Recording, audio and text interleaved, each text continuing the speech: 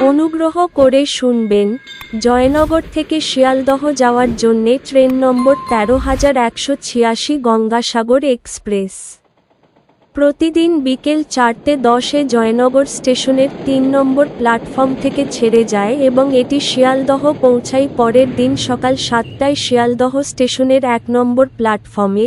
ট্রেনটির মোট যাত্রাপথ ৬২৩ কিলোমিটার, যা অতিক্রম করতে সময় লাগে ১৪ ঘন্টা ৫০ মিনিট।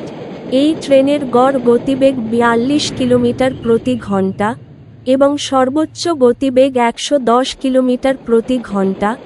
এই ট্রেনটি যাত্রাপথে মোট ২০টি স্টেশনে দাঁড়ায়। এই ট্রেনের স্লিপার ভাড়া ৩৭০ টাকা, থার্ড এসি ভাড়া ৯৮৫ টাকা, সেকেন্ড এসি ভাড়া ১৩৯৫ টাকা, ফার্স্ট এসি ভাড়া ২৩১০ টাকা। ভিডিওটি ভালো লাগলে লাইক করবেন এবং সঠিক তথ্যের জন্য চ্যানেলটিকে সাবস্ক্রাইব করবেন।